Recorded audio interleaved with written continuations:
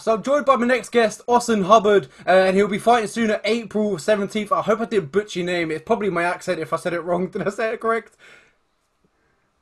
Yeah, that's correct. Yep. Austin Hubbard, yeah, he's fighting April Yeah, 17th yeah. versus Natan Levy. That was a bit of a weird one, but he's fighting Natan Levy on April 17th. So I'll quickly let you introduce yourself and introduce your opponent. Yeah, I'm Austin Hubbard, UFC lightweight. I'm fighting Natan Levy. I believe he trains out of Syndicate. He's it'll be his UFC debut. He's coming off the Contender Series, so undefeated prospect, and I'm looking forward to the challenge. Yeah, the key word in there that you put in there was undefeated. And in your UFC career, you've took on two undefeated prospects. But most recently, you had Max. And that was a Yeah, bit of an interesting one, that fight. A lot of controversy happened in that fight. Brought a lot of yeah, eyes to yourself. So that was probably a good for you. But yeah.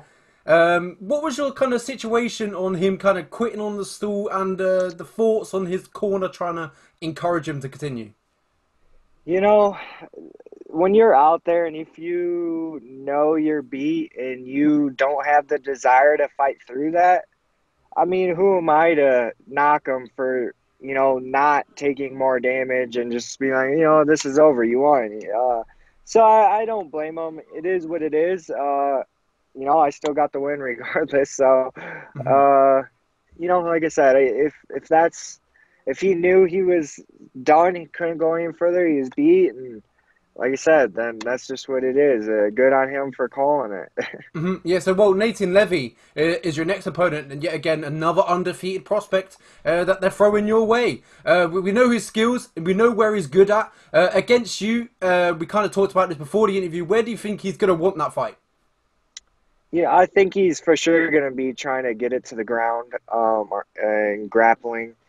He does have that black belt karate, in his pocket though. So who knows? Maybe he'll try keeping it standing. Maybe he'll try knocking me out. I guess we'll see. That's part of the fight. It can go every which way. You can play it through your mind a million times, and each way it can be different. So just got to come prepared for all those ways, and come have some fun and get the job done. That's the nature of the game. Exactly what you said there. Unpredictability is literally the key word of this sport. We've seen it on the weekend with the main event. I kind of want to talk about that because that's your teammate. Yeah, yeah. I hate seeing that. Hmm. He was doing very well. Yes. Obviously, anyone who watched the fight, I don't know anyone who would have been like, man, Curtis was getting beat up. You know what I Hmm. mean? He was winning that fight, I feel like, pretty handily. I know it's still early in the fight. And obviously, he shot into that uppercut, and it was lights out for him, and that's unfortunate, but that's part of the game. I'm sure he's gonna grow a lot from that. I imagine he's not gonna take any more like blind shots. In the past that works for him. What 99% of the time. Uh, you know, Here's that 1% where he learned a lesson off of it. He's gonna grow. I bet he starts working different type of setups to those shots instead of just blasting in. So it's learning, growing, part of the sport.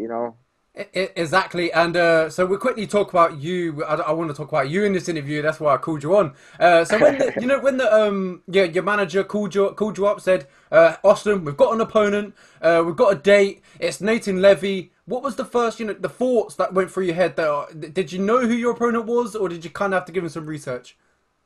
No, I never really like care who I fight.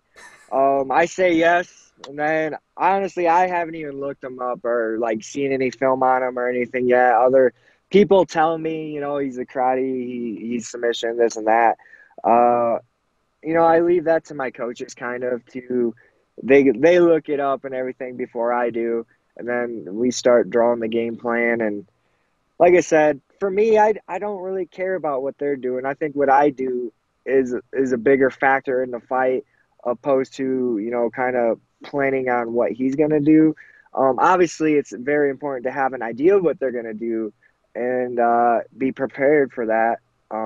But as far as like being a huge game plan specific type of person. I I I don't feel like that's me. I'm more of a flow type of fighter. You know, I just go with the flow.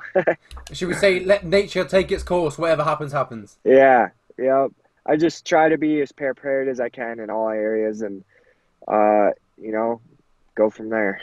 Well, if nature does go your way on that night, April 17th, and you get a win over Levy, where do you think that kind of puts you in your career?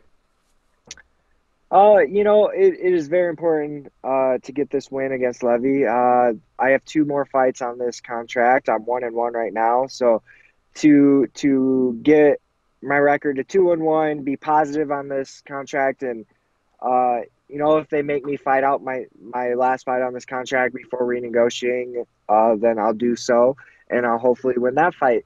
Um, but you know, if I renegotiate after this fight, and hopefully, or probably it's going to be a win, uh, then you know I go into negotiation, you know, positive on this contract, so it gives me a little of a leg up, little bit of job security and everything, and that like that. So yeah. Yeah, you're only young, 29 years of age, and this will be your sixth UFC fight. We're heading into the fight. Do you feel like you've kind of grown into the promotion now?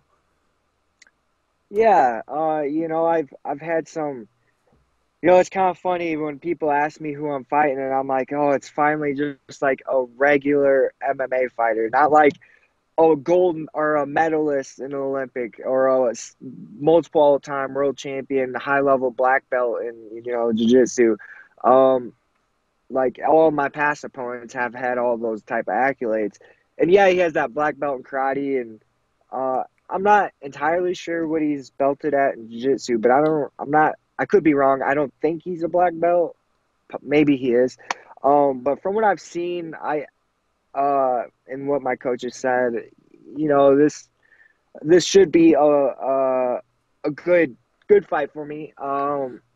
Like I said, it's not one of those fights where it's like has to be a game plan heavy type of fights. You know, just be me, and that's what I like doing best. So Yeah, exactly. Just being you, that's what got you to the UFC, got that contract, yeah, and made your fight there.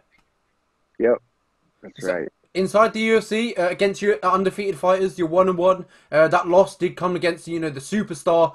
Was he Danish? The Danish superstar, Marco Yeah, Madsen. yep. You know, that guy's got a lot of potential. And then that win against Max as well. How do you make it 2-1 against Natan Levy?